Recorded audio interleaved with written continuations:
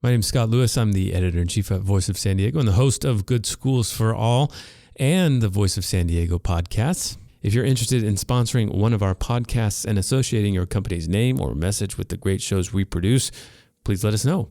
Contact Aaron Zlotnick at aaron@voiceofsandiego.org. That's ERIN at voiceofsandiego.org.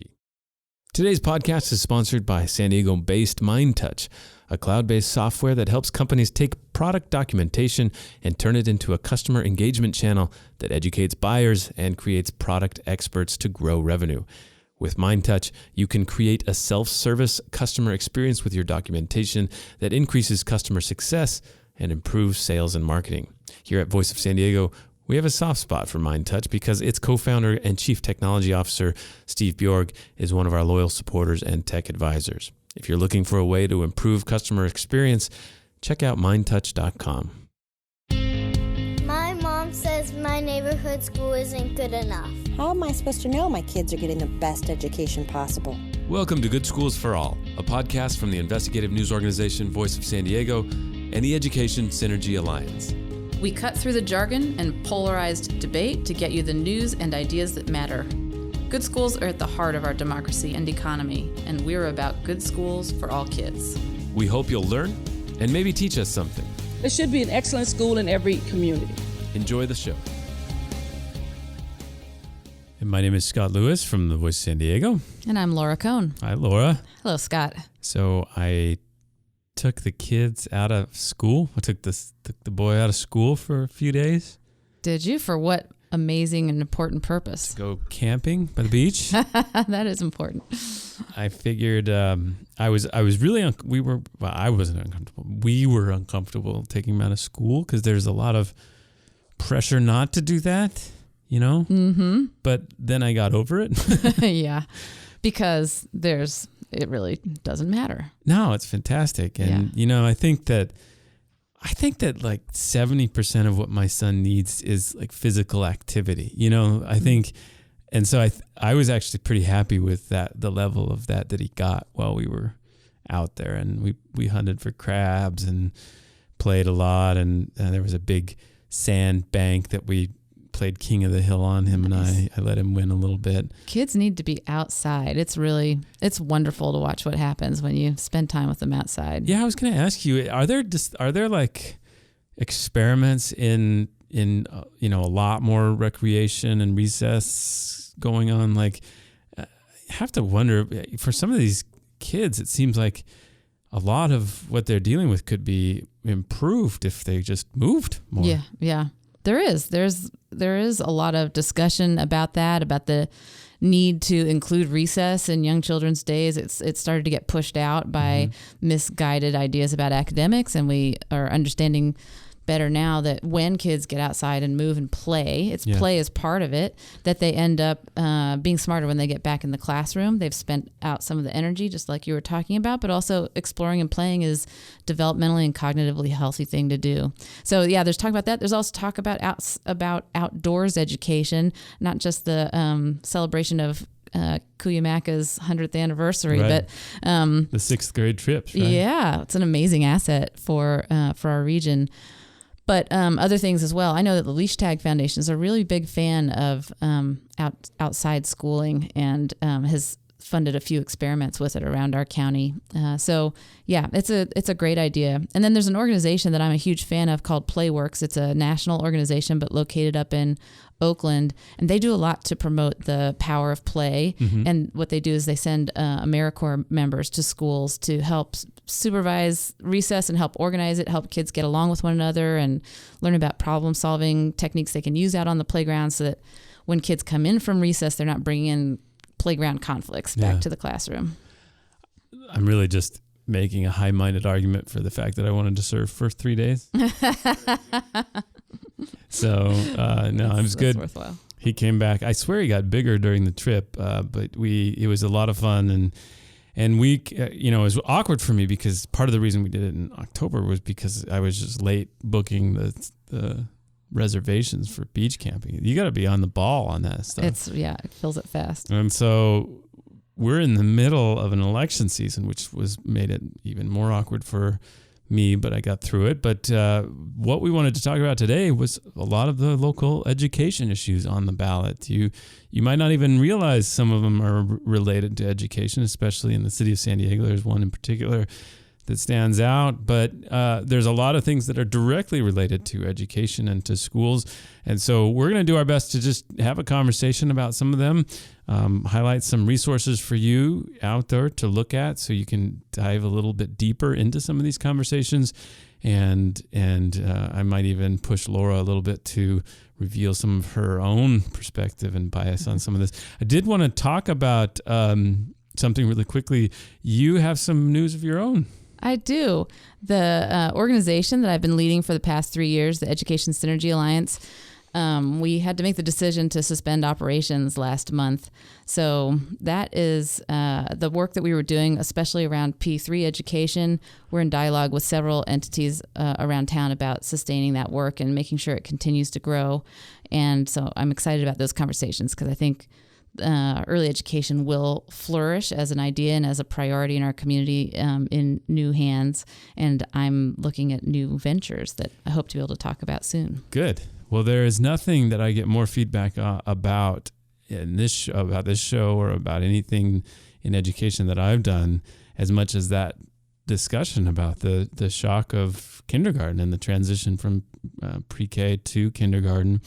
And just, a lot of the equity issues involved with that. That's like, it just really touched a nerve. A lot of people very concerned and interested in that topic. So I think we'll have a lot of fodder for the future on that. But also, let me just ask you, what was the Education Synergy Alliance's mission and what can we do to support it? The mission was to help San Diegans, who are all of us stakeholders in the public education system, to find ways to come together around some really big, important ideas related to public education. And so creating a center of energy, if you will, and some urgency for change. And the big issues that we dug in on, one was career pathways, specifically linked learning early on. And then the last year and a half or so really focused on this early education, prenatal to third grade work, which engages both the school districts, but also the early education community, nonprofits, universities, funders, et cetera. So it was exciting and fun work. Our partners are really disappointed that we weren't able to sustain the organization over the long term. But I know it had an impact. I know that the work we started is going to find a way to continue. And I'm coming up with new ways to help education in San Diego. I think one of the cool things about you is so many people too. And so we will do our best to take advantage of that over the next few months. You're going to keep doing this show. We're going to keep working on new topics, right? Absolutely. All right, good.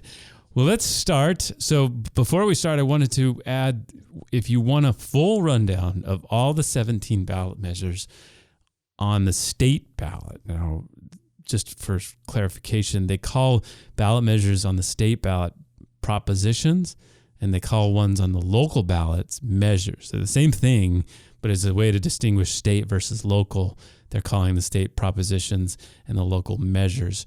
And so for the 17 state propositions. And furthermore, the state ones have numbers and the local ones have letters. Exactly. So another way to clue yourself in. Right. So for the 17 state propositions, the one really great resource you might consider is our sister podcast, San Diego Decides. Rai Rivard and Sarah Libby did an awesome tag team sort of rundown of all the 17 ballot measures. And it was really helpful. It was like 45 minutes, 50 minutes in a podcast. I listened to it in 2 car trips and felt extremely more informed than I was before about those topics and those measures. And so we're going to talk about some of the school issues here. But if you want the full rundown, search San Diego Decides on your podcast machine. And you'll see it right there, all 17 ballot measures. That podcast was listened to like 4 or 5 times more than any of the other ones they've done. It's been a really valuable. People we are just all swimming. Need help. Yeah, I'm planning to listen to it with my ballot in front of me, actually. But this podcast, we're going to really focus on. We know our audience are all people who care about and think about education and are education voters. You all are education voters, and so as you're looking at your ballot and you want to honor the passion that you feel. You have enough interest to be listening to our podcast, so you must have enough interest to want to vote smartly on education-related issues on the ballot. So we're going to we're going to run through it. And since half the state budget or more is spent on education, it's not a surprise that a good proportion of your 2-card ballot that you'll be filling out is related to education. What are your priorities as an education voter when you look at some of these things?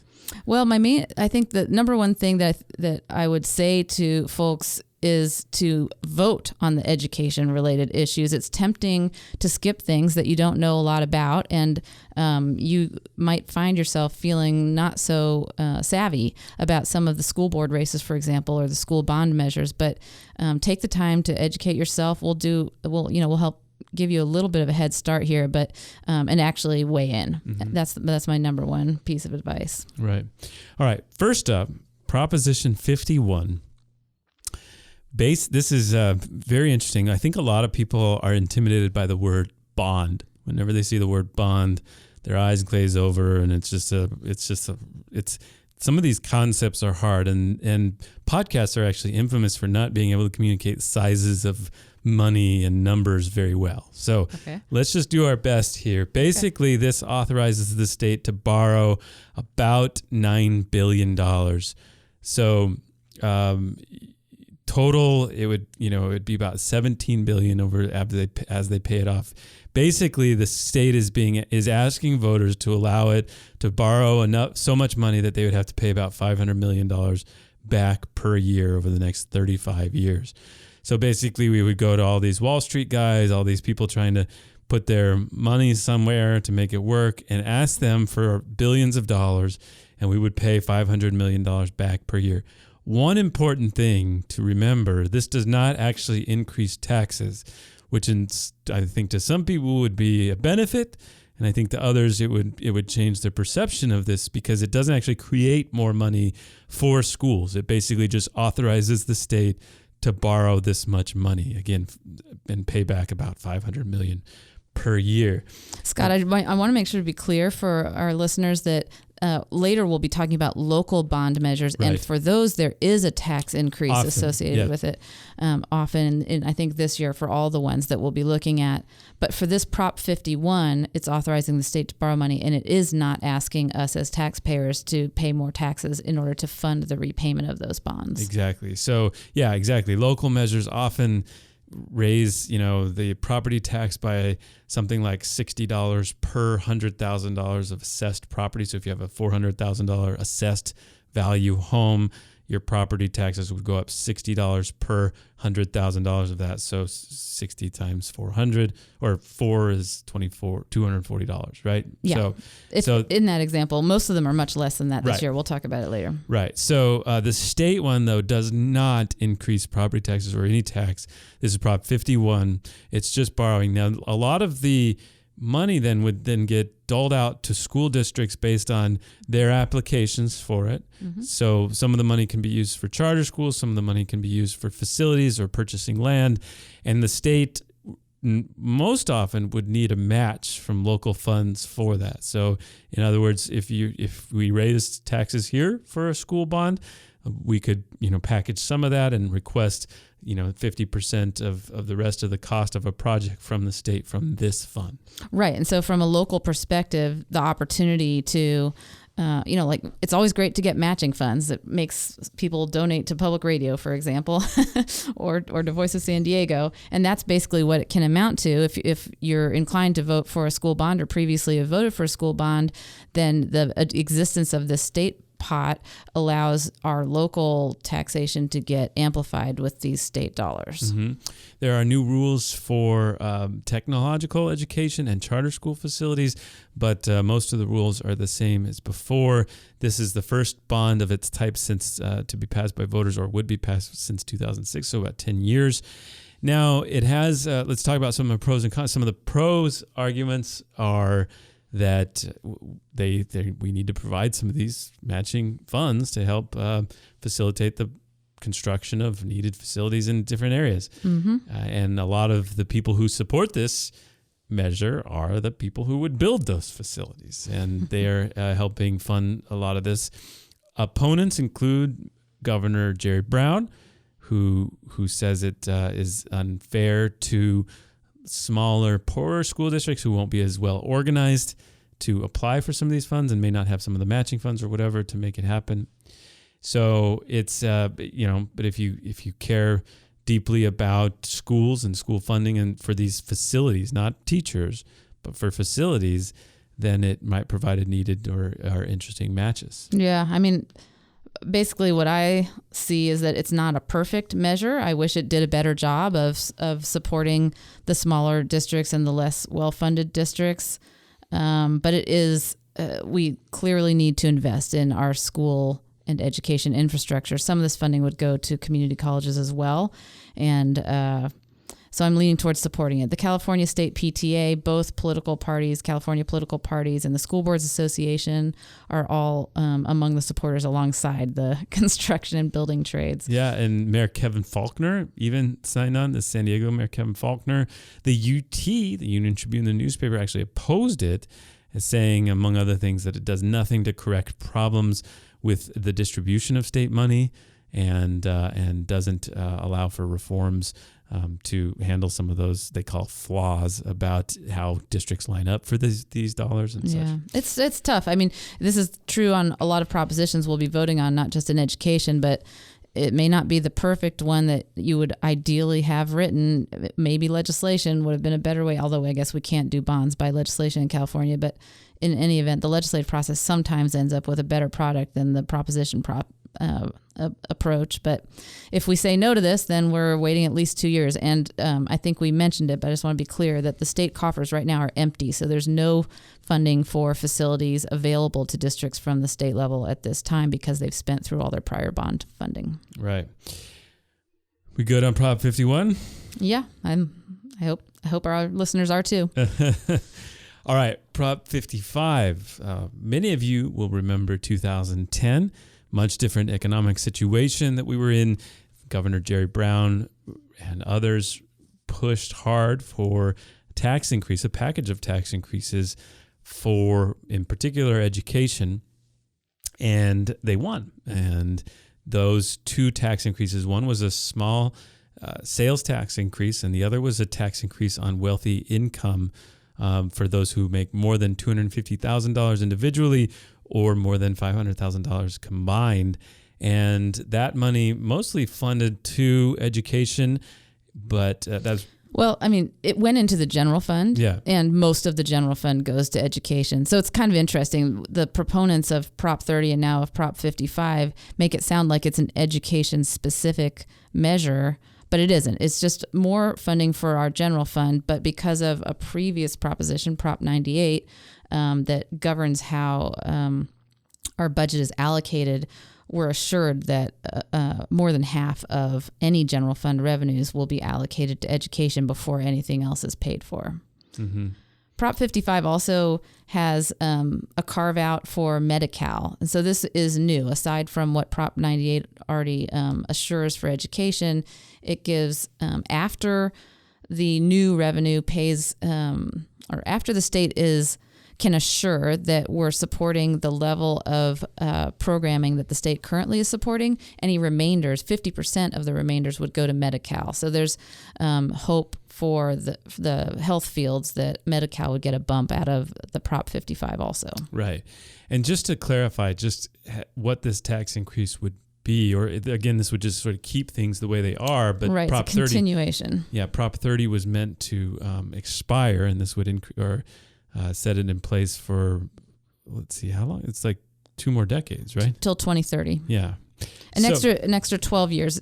The extra taxation on the top income earners was going to expire in 2018, but now it would extend it to 2030. Right. So without this, the basic sort of a tax. So if you're making, say, $300,000 a year, without this consideration, you'd be paying 9.3% on that. With Proposition 30, you increased nothing. If you went up to, you'd had 1%. If let's say you make total between you and your spouse $750,000, you would pay that 9.3%, and then in this additional 2% on top of that, and so that would just continue for the next couple of decades. Yeah, an extra 12 years. So, and then just to be really clear, though, it does not continue the extra quarter-cent sales tax. So Right. the sales tax would revert, I think actually really soon after 2016, that quarter-cent sales tax expires. So it only sustains the tax on the top income earners and then adds this carve-out for Medi-Cal. Right. So one more thing on Prop 55 is that the complaint that these taxes were intended to be temporary and to go away, well, we did vote them in as temporary taxes, and now the voters are being asked if they want to extend them. So I just don't resonate to the "it's not fair" argument. Or if people want to continue them, if the people of California want to continue them, then they'll continue them. But the San Diego Chamber does oppose Prop 55 on the basis of the "it's not fair, it was supposed to expire." Well, as does the basis. California Chamber of Commerce. And I think a lot of the arguments against these sorts of things come back to, well, there's a lot of other things we should fix, and these are our leverage opportunities to fix those things. They're not being fixed now. We should do something about that. And so you could make an argument, for example, that a lot of this money is just simply used to make sure that there's enough money to provide across the board increases to teacher salaries, as opposed to more liberally giving those out, or more merit-based giving those out, or more, or reforms built into them, or we're missing opportunities to reform the system as something like this comes up, as opposed to just simply pouring more money into it. True enough. It is not a policy measure, it's a revenue measure. Yeah. Yeah. So again, a couple of the California chambers against it. The Union Tribune came out against it, and of course Jerry Brown is in favor of it. And Actually, he's neutral. Is he? He's neutral, right? Because he put himself out there saying that the Prop Don't 30 worry, this is was temporary. was temporary, so he's staying neutral on it.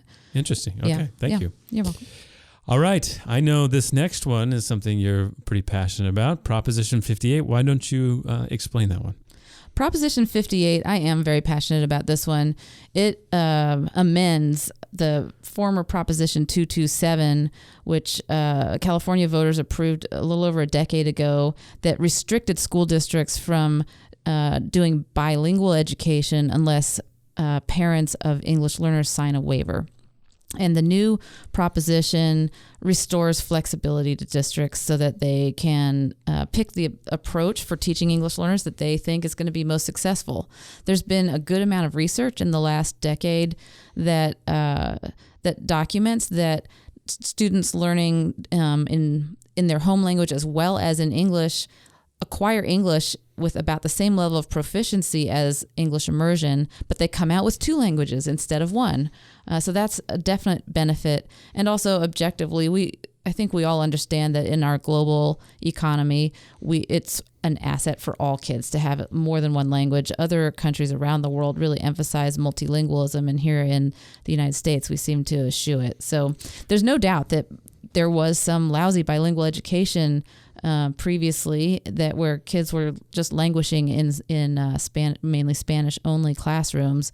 So we have to do it well. But what Prop 58 does in my mind is just restores that flexibility and puts the decision about optimum pedagogy back in the school districts where it belongs. Optimum pedagogy. That'd be a good name for a podcast. And one of the things Proposition 58 is important for is this flexibility, as you described, right? There's so many programs we've talked a lot about at Voice of San Diego, Sherman Heights. And Sherman Heights has turned itself into a bilingual program, and this is Sherman Heights Elementary, and in what was traditionally an area that was struggling as far as good educational facilities, and now Sherman is doing really well precisely because of this bilingual focus. Now, let me just play devil's advocate. What's wrong with sort of asking parents to have to go through that waiver system?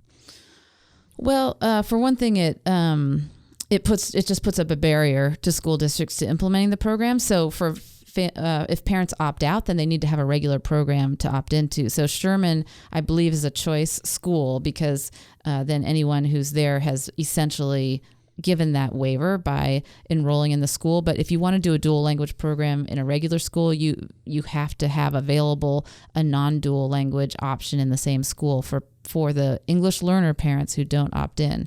The other problem, which is a new way of thinking about it, that the SDSU professor raised for me is, in her mind, it's inequitable. So English, native English speakers, parents don't have to sign any kind of waiver in order to opt into dual language programs, but English learner parents do. So, her argument is that it creates this inequality that Prop 58 would fix. Yeah, and just to be clear, public schools are required and would remain required to teach English. Absolutely. The number one priority, I just want to be very clear about this, is for kids to master English. Every child in American schools needs to have mastery of English, and that needs to be the number one priority for English learners as well. So it's just a question of how best to support them to get that mastery, and also this opportunity to support them to acquire literacy and mastery in their home language as well. Now, a lot of people might be thinking about some of these things saying, why do we vote on so many things like this? Well, this is a perfect example of things we have to vote on, because the reason we have to vote on it is because it was voted on before. So this is the effort. This would repeal basically Proposition 227 from 1998. And Proposition 227 is the reason, basically, it generally requires English learners to be taught. This is from the Legislative Analyst's Office. It requires English language learners to be taught in English and restricts the use of bilingual programs. And so this is, because that was voted in, it has to be voted out. And that's generally a principle you can apply to, by the way, most California California government things. If something was put in there by a vote, it must be taken out by a vote. And so this is one of those examples. And the same thing, a lot of things are required to be on the ballot, like these bond measures. The state is not allowed to borrow that much money without a vote. And so that's why that's on the ballot. And so it's not just the legislators being unable to make controversial decisions. It's often that they actually are required to. Yeah. I mean, just as a contrast, though, for folks, I moved here from Washington State 5 years ago, and there are a lot of voter propositions in Washington State, but after just a couple of years, the legislature can legislate, can take out anything that voters put in by proposition, which drives the voters nuts, but it also prevents some of this double voting on issues that we voted on before. We saw some polling on Proposition 58 a couple weeks or months ago that was pretty negative, that it was going down, but that had almost to do, it seemed like, a lot with just the way it was worded in the poll. And now when you read actually the ballot question that voters will face, it seems to, in other polls, do a lot better. Yeah, it's doing very well in the polls now. That poll that you and I saw 6 weeks or 7 weeks ago, it wasn't actually polling the language of the ballot, and the way it phrased it, I would have answered no also. Yeah. So it's just a reminder of when you see a poll and if it doesn't make sense, then look at the question, how it was asked, because sometimes you'll figure out that it was asked inappropriately. Right. All right. Those are the state propositions that have to do with education. There are obviously many more. Again, go to our companion sister podcast, The San Diego Decides, for the complete rundown of 17 state ballot propositions. Let's talk about, there's a bunch. There are 14, basically, if you're a City of San Diego voter, for example, there are 14 others you're going to have to deal with, many of which are from the City of San Diego. Now, the City of San Diego has a number of charter changes on its ballot. And this is another example of things that have to go to the ballot to change. So if you want to change the San Diego City Charter, you have to go to the vote. And so one of those changes is Measure I. This is the San Diego High School lease. Now, you might not know it, but underneath San Diego High School in the upper downtown area of San Diego, it's parkland. It is part of Balboa Park. And the city and the San Diego Unified School District signed a lease agreement in the mid-70s, for 50 years.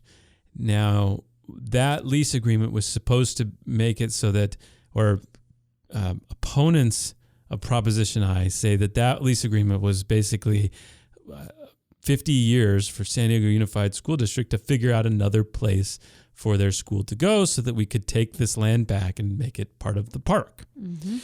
Now, that didn't happen, and so they are asking for an extension of the lease of this area. So I think what's interesting about this is it seems straightforward and it seems like something that they would obviously do, but a lot of people have taken it to another level of there's a deeper principle involved that they must, it's not that they oppose San Diego High or they necessarily want San Diego High to leave. It's that they don't want this precedent to be set that you can just sort of hand off parkland like this. The San Diego City Charter says that to change this lease, you would need a 2/3 vote of the public. But to change the charter, you only need a 50% vote. And that's what's happening here.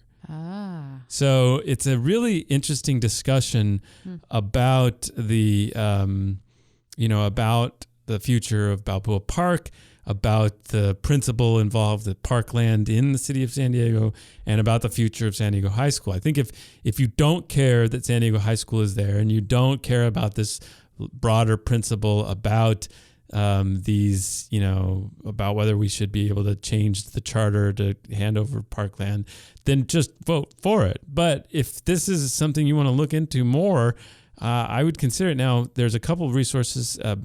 KPBS did a story recently called City Council Moves to Save San Diego High School, when City Council moves San Diego High School issue on the ballot.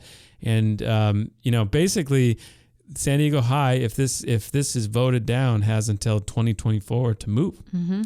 And so, Councilman David Alvarez, who graduated from San Diego High, is a very strong advocate for Proposition or Measure I. He says the honest truth is that if the school district were going to build another school, they needed to get to work on that a long time ago when there was still land available, and they didn't. I have a question. Is Roosevelt Middle also on Balboa Park land? I don't know. It seems like it is.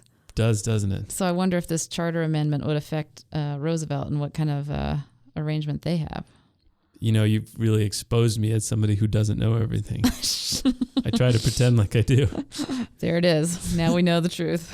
All right. So that's the city of San Diego measure that has to do with education. And it's a big one. If it is voted down, San Diego Unified School District is going to have an interesting few years ahead of it. They will. So speaking of San Diego Unified School District, it is overseen by 5 trustees. Mm-hmm. The 5 trustees each represent different parts of most of the city of San Diego. Not all of the city of San Diego is San Diego Unified School District. There are parts of the northern part of the city, and then, of course, San Isidro is its own. And so, but basically... Scott, you already said something interesting, which is that there are 5 trustees for San Diego Unified. The other big districts in California expanded to 7 trustees. Yeah. But San Diego stuck with the 5. Yeah, and I got to think they're going to address that at some point. Interestingly, speaking of charter changes, the San Diego Unified School District is chartered by the city of San Diego's charter. And so you would change that through the city council putting something on the ballot. And then voters would change that. Or an initiative could change the charter of the city of San Diego. And then it would apply, of course, to the governance of the San Diego Unified School District. So that's interesting. It is. So those 5 trustees oversee the schools that serve 130,000 students, many of whom are about 20,000, 16 to 20,000 are part of charter schools now, independently operated, but still chartered by the school district overseen by the school district. Yep. They those 5 represent their own neighborhood sort of districts, sub-districts. But, and here's an important part, when they do a primary election, it's just in those small neighborhood districts. But the runoff election in November is citywide. And so in the city of San Diego, in San Diego Unified School District, there are 2 candidates running to replace Marnie Foster in the sub-district that represents the southeastern part of the city of San Diego. Lachey Collins and Sharon Whitehurst Payne. Lachey Collins and Sharon Whitehurst Payne are vying for that runoff in a citywide election. So we have this odd situation where these people who want to do this job that pays them only $18,000 a year and healthcare benefits have to run a citywide campaign, basically a full citywide campaign, which is so hard. Right. it is so hard and so costly to run a citywide campaign that you have to have major institutional support to even make it possible. And so that's going to be a really, really interesting race. We have done a lot of reporting about Lincoln High School in southeastern San Diego. It was rebuilt in 2007, and it is struggling big time. It has had several leadership changes since then. Enrollment, when it first reopened in 2007, was at a very high level. There were waiting lists to get in. Now enrollment has plummeted. A lot of the sort of big, changes that were going to save it or rehabilitate it. At first, it was to chop it up into smaller schools, and then there was this big push to do a middle college, which would allow the kids to take college courses at the school, and now those have evaporated away. All these big fixes and big plans and leadership changes have just left it in a really tough situation, and so it will be the primary challenge of whoever's elected in that sub-district to oversee hopefully the next rehabilitation. Yeah, although it's really the superintendent and her staff who oversee the rehabilitation of Lincoln, but the school board member there will have a really important job to represent the voice of the community in that planning, and in those plans. So, it's a huge imperative, and there's a lot of other education need in that district. So it's a really critical seat on the board. So I highly recommend our Mario Curran did a deep dive into the history of Lincoln. Almost 10 years since the massive rebuild, Lincoln High is crippled by chaos, anger, and empty classrooms. So check that out. It's at voiceofsandiego.org. I thought he did a great job, got a lot of interesting color about some of those leadership changes. Really and passionate ideas. Voices in that article. So from the community. So Lachey Collins, I think she was endorsed by the Democratic Party, and she's kind of supported by the people that would call themselves reformers, charter supporters, that sort of thing. And then on the other side, Sharon Whitehurst Payne, she's sitting in the seat now. She was called the Rookie of the Year by her colleague John Lee Evans, who says she is a star and somebody he wholeheartedly endorses to keep that seat. And so it'll be a very interesting race. Again, it really comes down to who recognizes names and who can get some citywide advertisements out. Yep. I hope voters have a chance to hear from Lachey and Sharon. And PolitiFest featured Lachey came, but Sharon didn't. So, and I hope people can listen to that audio maybe, or no, PolitiFest. That one's not up. Okay, too bad. We should have some more reporting at voicesandiego.org. Good. Soon. Good. All right. The other sort of major school board race, again, there's dozens and dozens of these things across the San Diego region. Well, sure, because every school district in every major even year election they all have 5 seats, so either 2 or 3 seats are up. So every school district, every voter in San Diego will be voting for school board members on their ballot. So it's just a regular part of your ballot.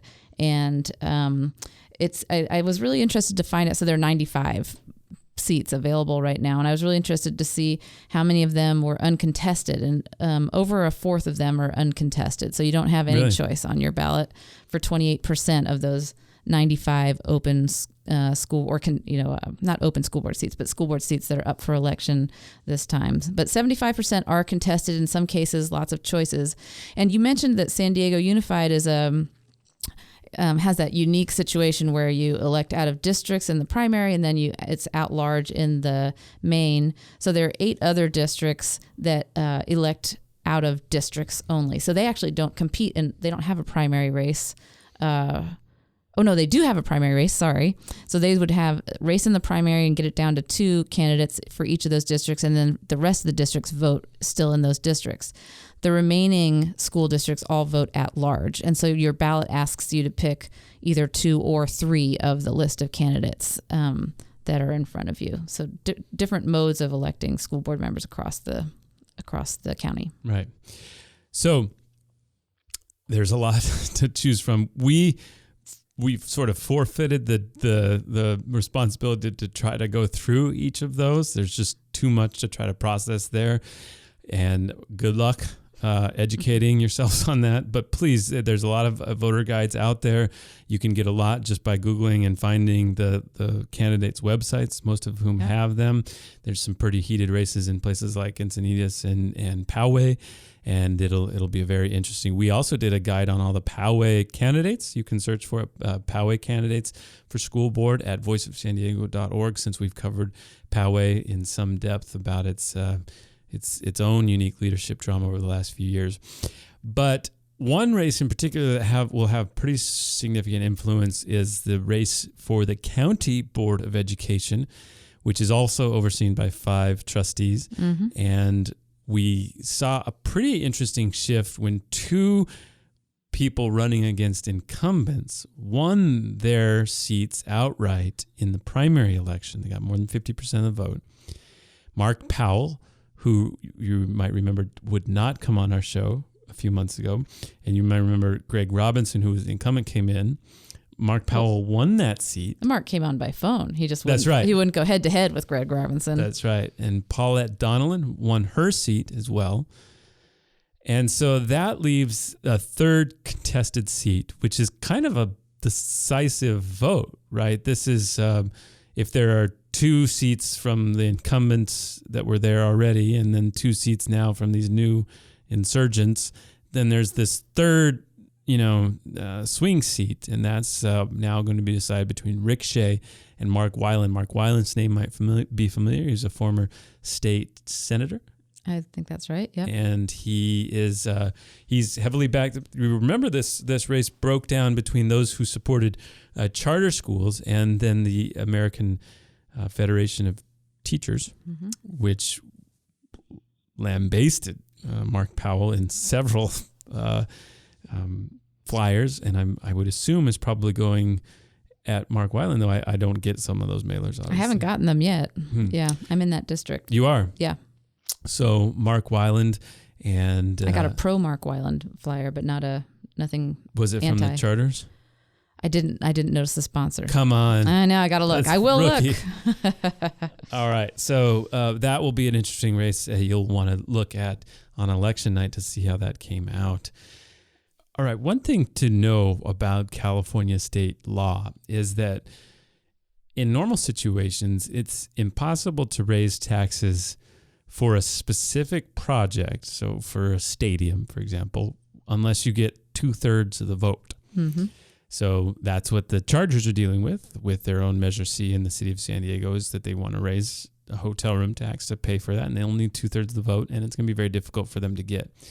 One of the reforms the state made, however, is that you can identify specific things that you're going to raise a tax for building things for education facilities. And you can do that, and you only need 55% of the vote to pass.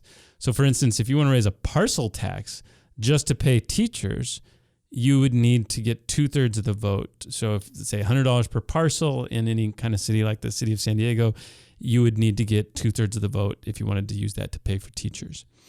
If you want to raise taxes, though, on properties to pay for construction bonds for schools, again, to pay... It basically allows the school district to borrow money and to pay that money back with this increase in property taxes. Then you only need 55% of the vote to pass. Now, there are, 10 school and community college construction bond measures on the ballot in San Diego County. None in the major city of San Diego, but a bunch in the surrounding areas. So, a lot of really interesting. It's about as many as there were in 2012. Right. So, yeah, I was interested to know if this was a big batch or, at least relative to 2012, it seems sort of regular to have 11 either community college districts or school districts putting up bond measures. Now, I think one thing interesting about this, these often pass. Very, very rarely do they fail, especially, and it's no accident that it's on the ballot this year. They do these almost regularly every 4 years to coincide with the presidential election because there's such a turnout of voters that often the voters approve of those. So Proposition MM in the city of San Diego schools, Proposition S in 2008, Proposition Z in 2012. Again, they time that with those surges of voter participation because they assume that the voters who come out for those elections are going to be more supportive.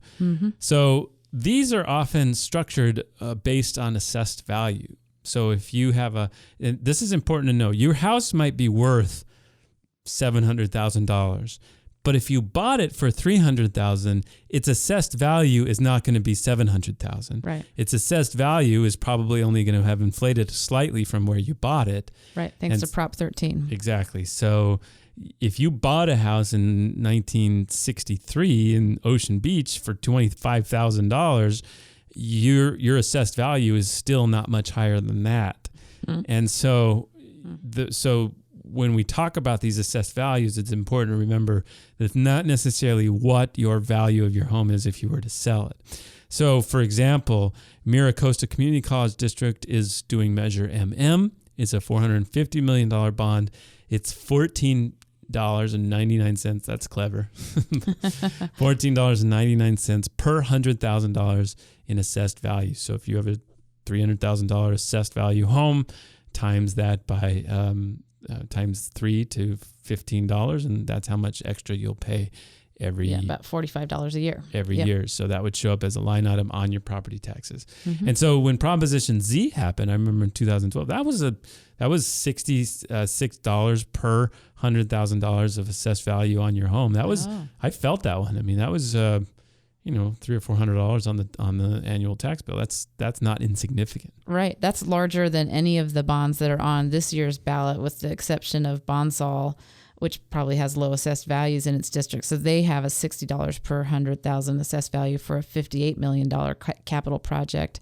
But the others tend to be around the $25 to $30 per $100,000 of assessed value.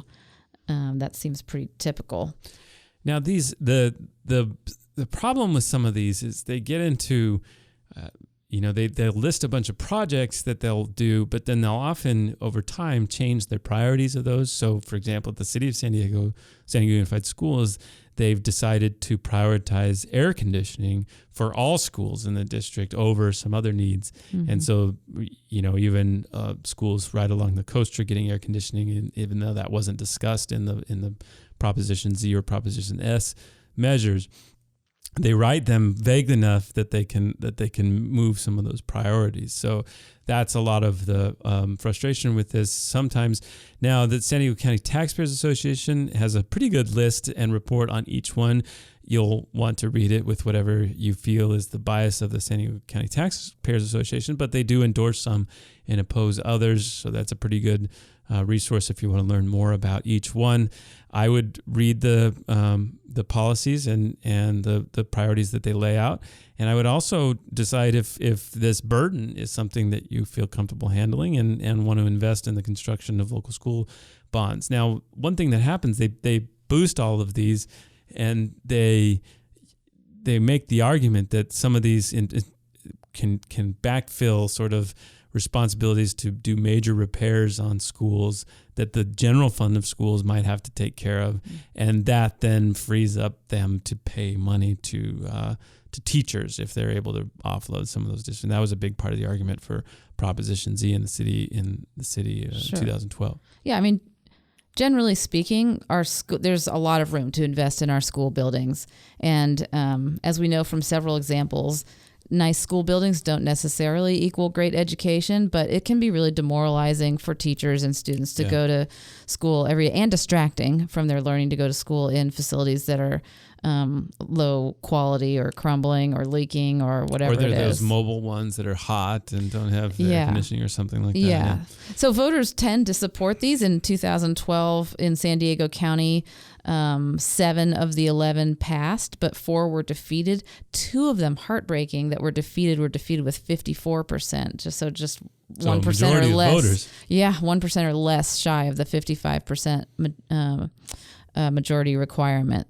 So, almost 9, but actually 7 out of the 11 passed. So it's great that voters will support investing in schools generally, but you should, do due diligence and make yourself familiar with what the projects are. And of course, we have built a practice out of ferreting out some of the problems or prevarications or just issues with some of these bonds. And so that's something we take seriously, but doesn't mean that some of these investments aren't needed. Well, I think that's a summary of all the things that are on your ballot that you might care about for education. If you want more information, shoot us a note. I'd be glad to help you think about some of it or point you in the right direction. Yeah. My email at Voice San Diego, scott@voiceofsandiego.org. And so, what do you think? I think we did it. Dude, make smart votes, folks. Support schools, but, also hold them accountable. That's what the ballot box gives us the power to do. And with accountability being pushed more and more towards the local level out of the federal and state levels, this opportunity to vote is a really important one. All right. And we will be back soon with another edition of the Voice San Diego and I guess Good Schools for All podcast.